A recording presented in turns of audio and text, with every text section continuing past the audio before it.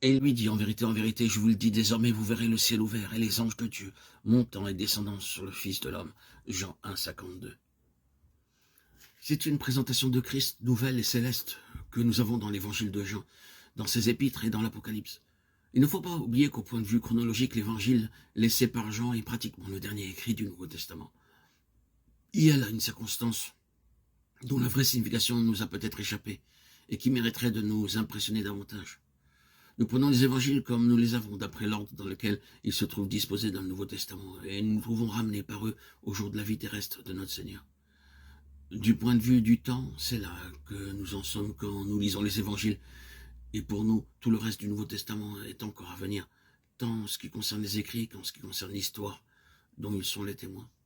Tout est en devenir, c'est inévitable, naturellement, et nous n'y pourrons rien. Nous devons cependant nous efforcer à nous libérer de cette impression et de nous placer dans la vraie situation. Pourquoi l'évangile de Jean a-t-il été écrit?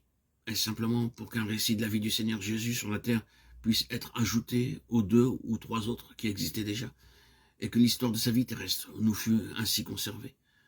Est-ce là le dernier mot de l'énigme? Mais en tout cas, pour beaucoup, la seule conclusion à laquelle il soit arrivé. On lit les évangiles dans le but d'étudier la vie de Jésus pendant qu'il était sur la terre.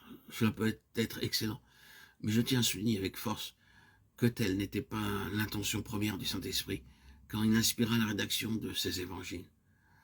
La chose est particulièrement évidente dans le cas de l'évangile de Jean, écrit si longtemps après tout le reste, tout à la fin, quand tout semble fini. Car lorsque Jean rédigea ces derniers écrits, les autres apôtres étaient dans la gloire. L'évangile selon Jean fut écrit comme nous l'avons vu quand l'Église du Nouveau Testament eut perdu sa forme originelle, sa puissance et sa vie spirituelle des premiers jours, son caractère céleste, sa direction divine. Au moment où l'apôtre écrivait, la situation était d'une manière générale celle qui nous est esquissée dans les messages aux assemblées d'Asie au début de l'Apocalypse. La chose n'apparaît-elle pas clairement dans les épîtres de Jean? Quel était donc l'objectif en vue? Simplement celui-ci. Tandis que Jean écrit, les choses ne sont plus ce qu'elles avaient été au commencement. Elles ne sont pas ce que Dieu avait voulu qu'elles fussent. Et ne représentent plus au sein de l'Église la pensée véritable de Dieu pour son peuple. L'économie divine, l'ordre de choses venu d'en haut, s'est effondré. Et s'en va toujours plus à volo.